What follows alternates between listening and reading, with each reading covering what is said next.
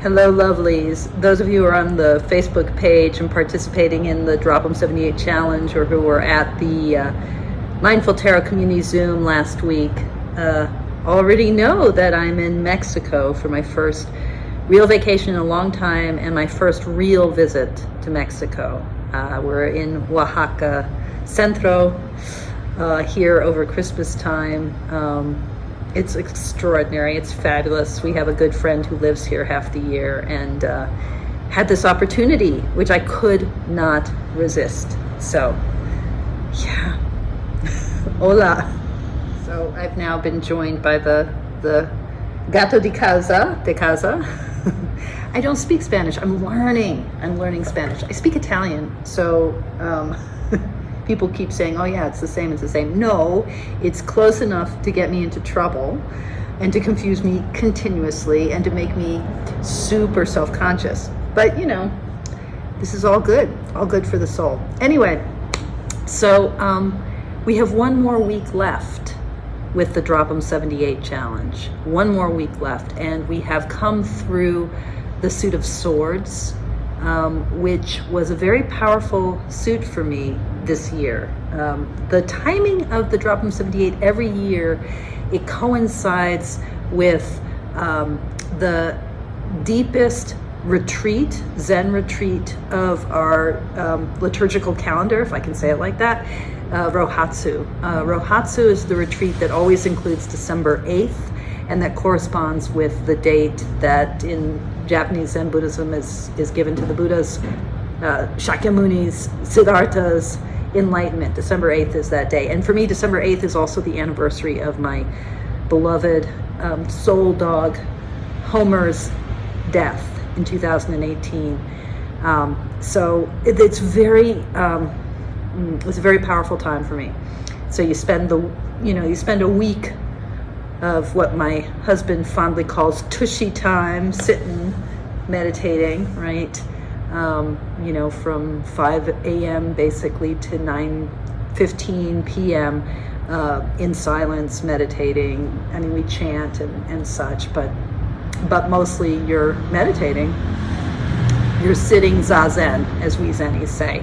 And so I'm always doing the swords during that retreat. And it's, to do the suit of mind at a time when you're deeply exploring the mind, right? Very powerful.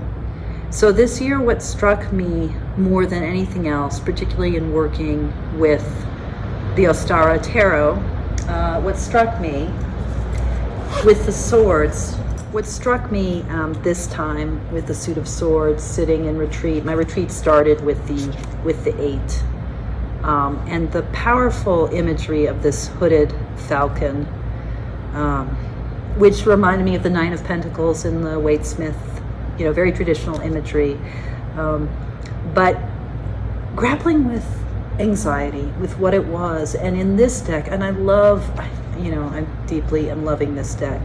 In this deck, working with this pacing panther of my anxiety while I'm sitting on the cushion wondering what anxiety is, and then coming to this 10 of Swords, this extraordinary card, right? And that image for me of, you gotta go deep, that the surface of the water can be in such freaking turmoil, but that surface turmoil underneath it, without abandoning, sorry, it's super noisy here. I hope you can hear me okay. Without abandoning, right? Without abandoning the surface. We can't abandon the surface, but without abandoning it, just recognizing that depth is always there.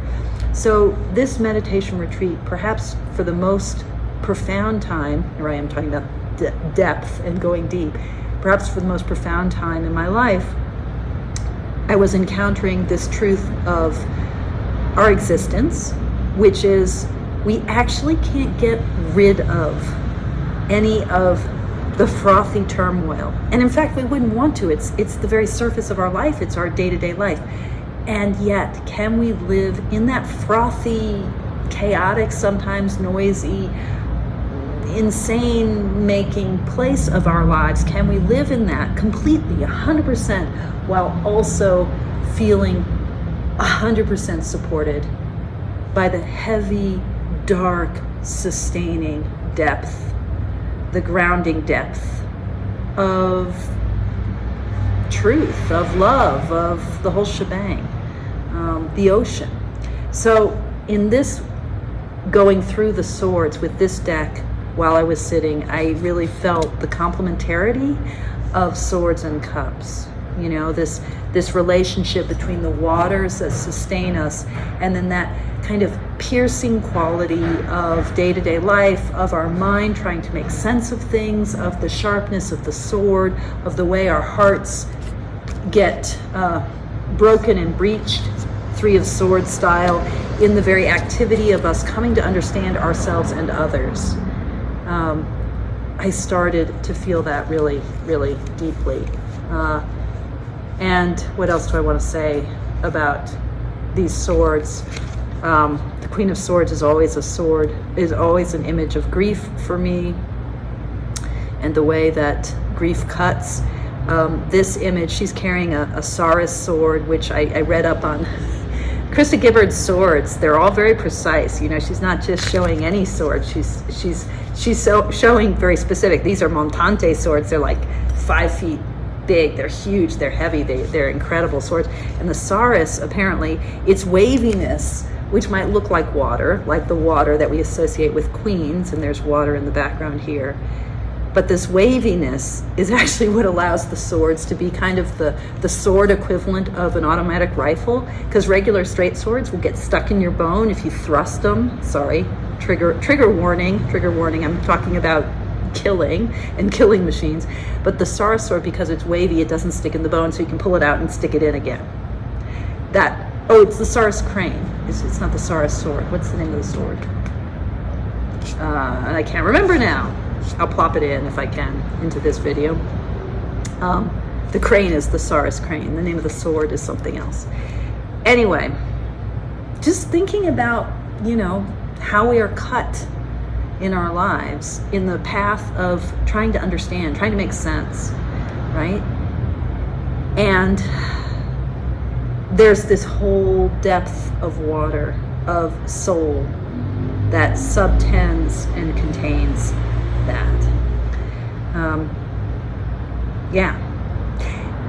Interesting. This is an analogy that might not make sense at all, but you know, I'm in Mexico. It's freaking noisy as heck. At night, there are explosions and parades and tubas right under our window, and you know, all the fiesta that you could ever want, all the mezcal inspired, Christmas inspired, Navidad inspired noise that you could ever want. And I am sleeping like a fucking baby because I'm on vacation, and also because I think I'm learning something about how the chaos on top can also be completely 100% supported, is 100% supported if we lean into it. The extraordinary depth and grounding of our existence. And that's the truth of mind. That's what the swords open up for us. Okay? The truth of mind, that the activity on the surface is held by a depth of knowing that we can never fully penetrate.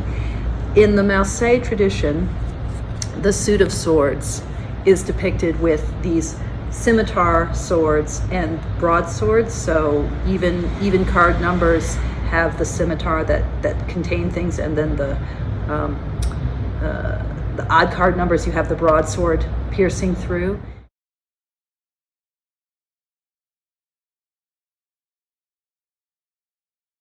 And that really gets at what I'm saying here, that there's a kind of sustaining circle of truth that's a part of the world of swords that holds things together at the same time that the swords are all about us piercing through to understand, to make sense, to make decisions, to move forward with our lives.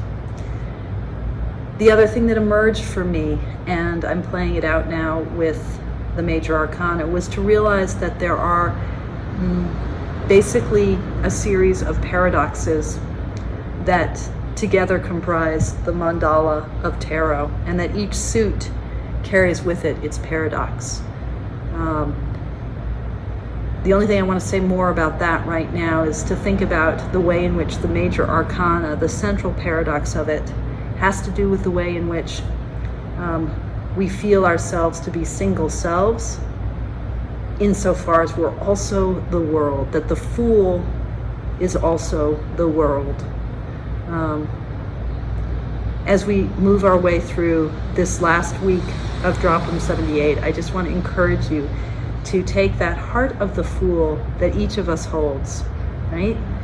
And to just tenderly offer it forth, knowing that you are sustained by the whole world of meaning, the world of tarot, this world of this tarot community, the world of your particular deck of cards, your particular spiritual practice.